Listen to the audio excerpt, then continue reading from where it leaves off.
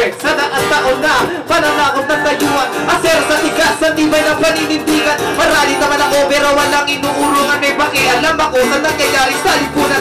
Bawat ura na luwas sa aking kababayan ay tinipon sa naluyong ng aklasang makabayan na ukis sa kasaysayan. Kalusi ng gakaman, sama-sama makibaka para sa ating kalayaan. Sakta na mga liriko sa salyon itong tono ko. Lantay ng pasiwanan at sa tatay mikropono. Sistema ng istado may kronologong pasismo. Malawak ang krisis dulot ng kapitalismo. Ang masasawata sa pagbugaling tumigigit. Maliahin na lahat ng mga biktima at alipin. Subilin na puro at ang buhay at pagpanasan. Mga bagong kabataan, sumulong at tumabag. Magsama-sama, magkakaisa ang salata. At bitbisig mga kasama, lumay ang pag-asa.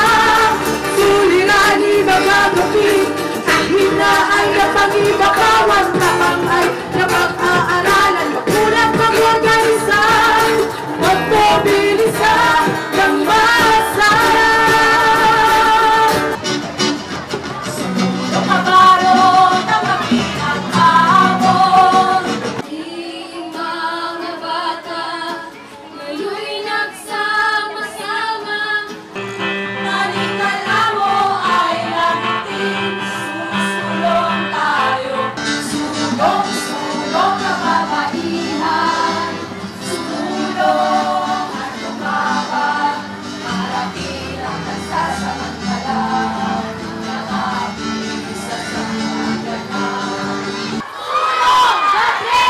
Isang mainit na pagbati sa ating lahat, mga kabaro, mga kasama.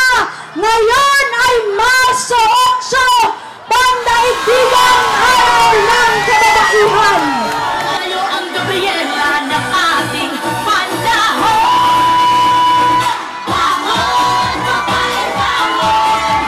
Ito na ang ating panahon. Itaas ang kamay, itaas ang kamay. At tayo'y lalaban ng sabay-sabay.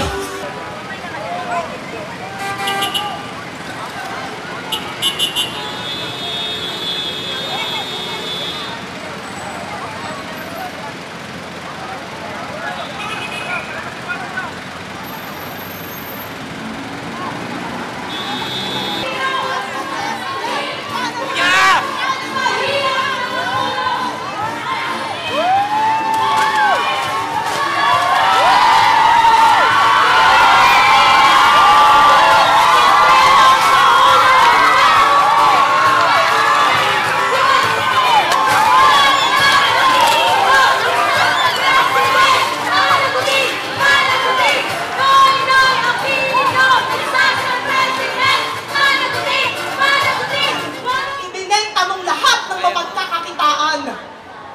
Kasama ang ating mga karagatan, ang mga bukirin, ang mga empresa, pati laya ng ating bayan, pati kinabukasan ng aming mga anak.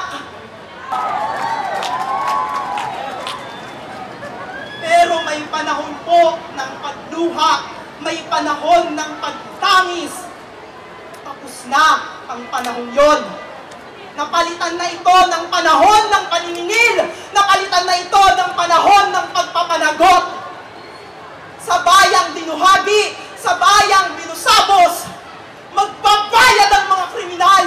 Magbabayad ang mga kriminal! Magbabayad ang mga kriminal! Kung tatanungin ninyo kaming mga biktima, walang klarong pagbabago sa buhay ng mga survivors.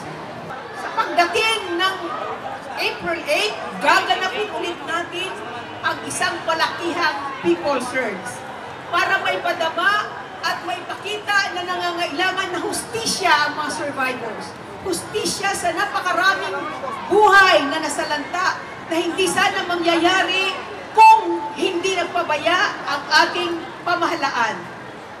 Alam ng mga kababaihan sa buong mundo kung sino ang kalaban ng mga kababaihan, kung sino ang nagpapalakas dito sa presidenteng inutin, dito sa presidenteng merong kriminal na responsibilidad sa mga biktima ng Yolanda, dito sa presidente na pinapangalakan ang murang lakas paggawa